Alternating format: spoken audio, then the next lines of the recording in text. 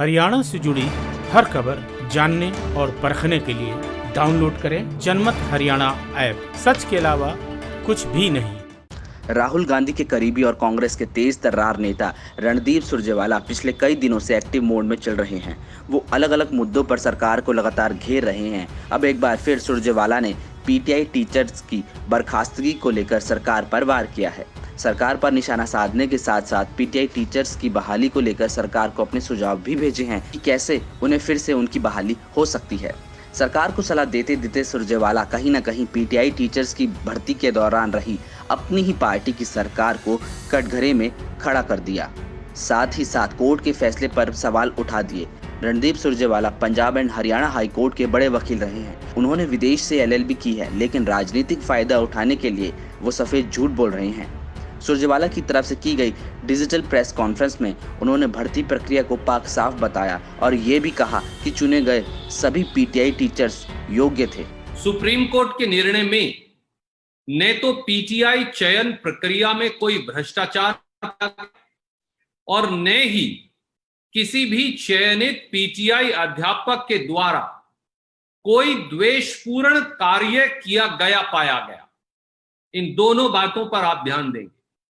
पर इस निर्णय के उपरांत 1983 पीटीआई अध्यापकों की बर्खास्तगी ने इनके व इनके परिवारों के सपने व भविष्य पूरी तरह से चकनाचूर और धराशाही कर दिए हैं।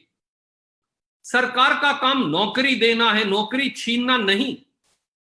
खास तौर से तब जब चयन प्रक्रिया में न तो कोई भ्रष्टाचार पाया गया हो और न ही किसी चयनित पीटीआई शिक्षक का कोई कसूर पाया गया हो। अगर भर्ती प्रक्रिया सही थी और चुने गए सभी पीटीआई शिक्षक योग्य थे, तो पहले हाई कोर्ट और बाद में सुप्रीम कोर्ट ने भर्ती को क्यों रद्द किया? क्या फैसला सुनाने वाले जजों की 1983 पीटीआई टीचर्स से कोई निजी खुन्नस थी जो उन्होंने भर्ती को रद्द किया? ऐसा कहकर सुरजेवाला ने सीधे सीधे कोर्ट के फैसले पर ही सवालिया निशान लगा दिया। दरअसल साल 2006 में पीटीआई टीचर्स भर्ती का विज्ञापन जारी हुआ था, जिसके बाद 2008 में लिखित परीक्षा हुई, लेकिन उसे इंटरव्यू से पहले ही रद्द कर दिया गया और सीधे इंटरव्यू लिए गए। 2010 में चयनित टीचर्स की लिस्ट जारी हुई। लिस्ट जारी होते ही भर्ती पर सवालिया निशान लग गया और नहीं चुने गए उम्मीदवारों ने भर्ती को लेकर हाई कोर्ट में केस कर दिया। साल 2012 में हाई कोर्ट ने भर्ती को रद्द कर दिया। साल 2013 में उसी फैसले को हाई कोर्ट की डबल बेंच ने बरकरार रखा। सुप्रीम कोर्ट ने भर्ती प्रक्रिया को गलत मानते हुए उसे रद्द कर दिया। सुरजेवाला ने अपनी प्रेस कॉन्फ्रेंस में भर्ती करने वाली एजेंसी पर सवाल उठाए और सारा दोष एजेंसी पर ही मढ़ दिया।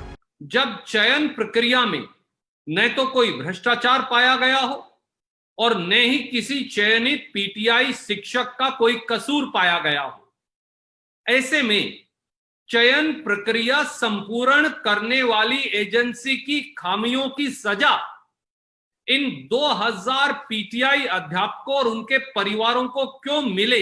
सुरजेवाला ने एजेंसी पर तो सवाल उठा दिया, लेकिन ऐसा करके उन्होंने सीधे सीधे तत्कालीन भूपेंद्र सिंह हुड्डा की सरकार को कटघरे में खड़ा कर दिया है। अगर एजेंसी ने गड़बड़ी की है तो उस एजेंसी को भर्ती प्रक्रिया का काम सरकार ने ही दिया होगा और उस वक्त उन्हीं की पार्टी कांग्रेस ही सरकार हुआ करती थी। इससे सीधा सीधा तत्कालीन सीएम भूपेंद्र सिंह हुड्डा और शिक्षा मंत्री गीता बुक्कल ही सवालों के घेरे में आ गए हैं। भले ही तत्कालीन सीएम एजेंसी को हायर करने के सीधे तौर पर शामिल ना रहे हों, लेकिन उनके कार्यकर्ता तो रहे ही होंगे।